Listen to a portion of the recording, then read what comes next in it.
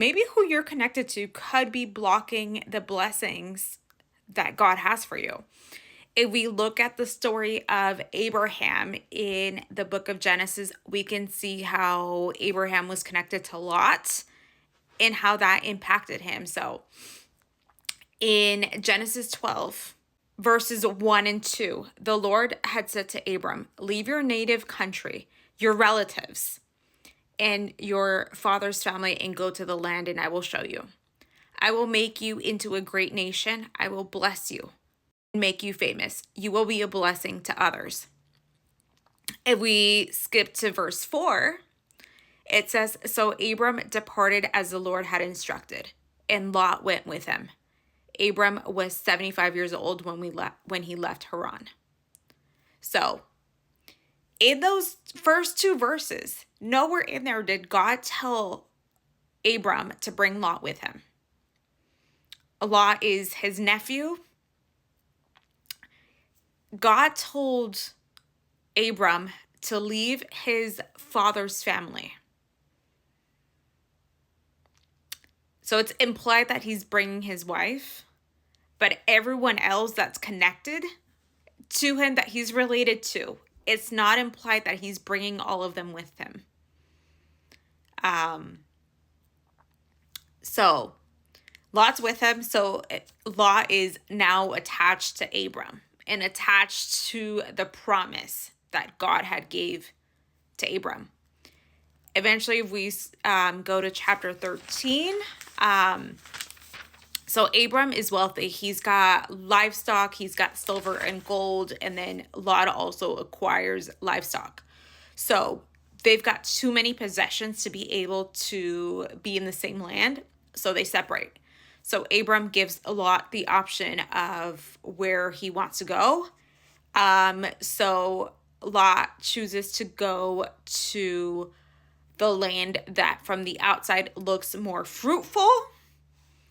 And that's where he settles. And then God was blessing Abram wherever he went. So, mind you, Lot picked this place.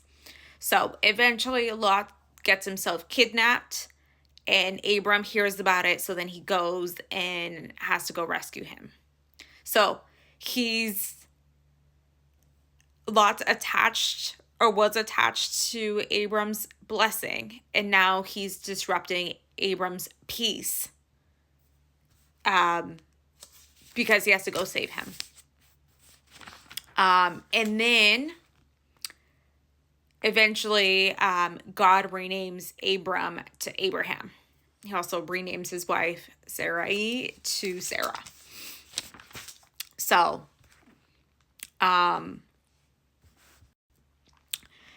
then we go to chapter 18, and so God speaking to Abraham about Sodom and Gomorrah.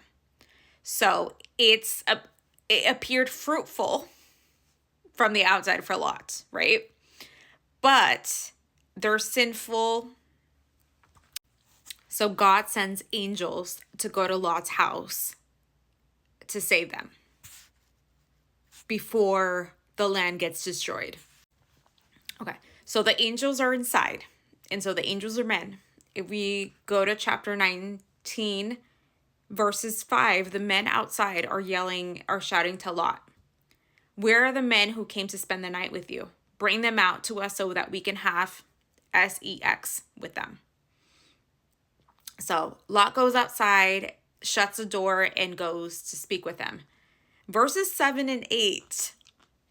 So it reads, "Please, my brothers," he begged, "don't do such a wicked thing. Look, I have 2 virgin daughters. Let me bring them out to you, and you can do with them as you wish. But please, leave these men alone, for they are my guests and are under my protection." So even just those last 2 verses is telling you there's something off. Lot is probably not living a righteous lifestyle. He's already disregarding the safety of his daughters. He's basically offering them up to be essayed.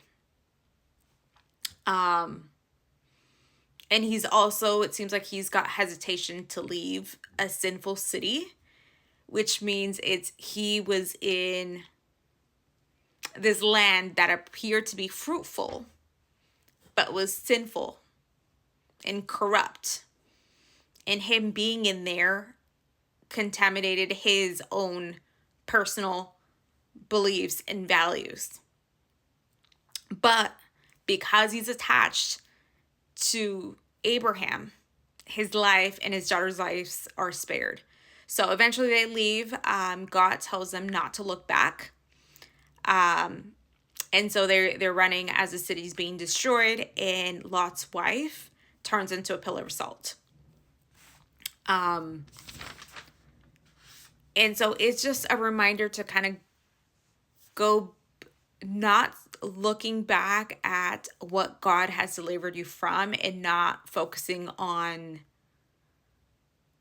not reliving those experiences again, and not allowing your past to be your identity, but also a reminder that your environment can shape who you are, who you become.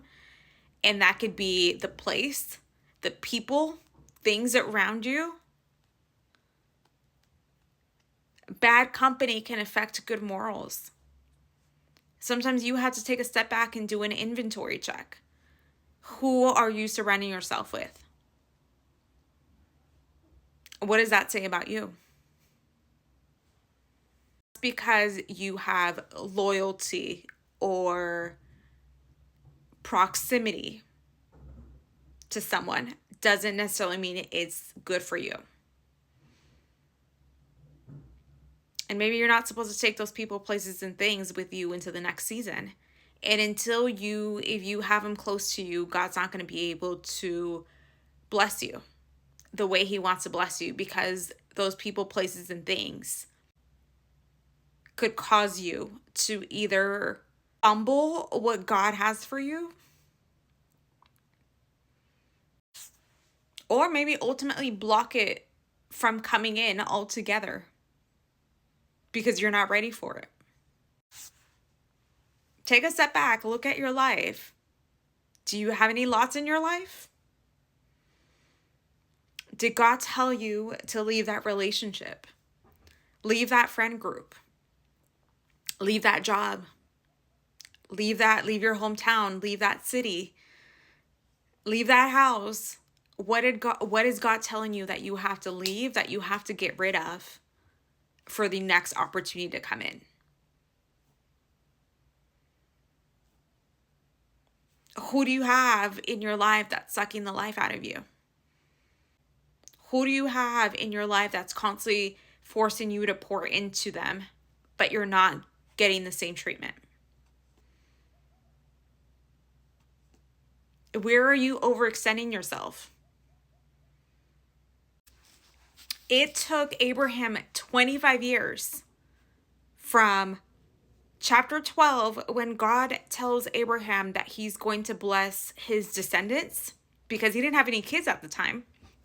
It took him 25 years to receive and have the birth of Isaac. That was one of his promises. And it could have been delayed because of who he had around him. If God hasn't already revealed to you who your Lot is, go to him for revelation. Ask him to reveal people's heart postures. See how they really feel about you. Or that removal prayer.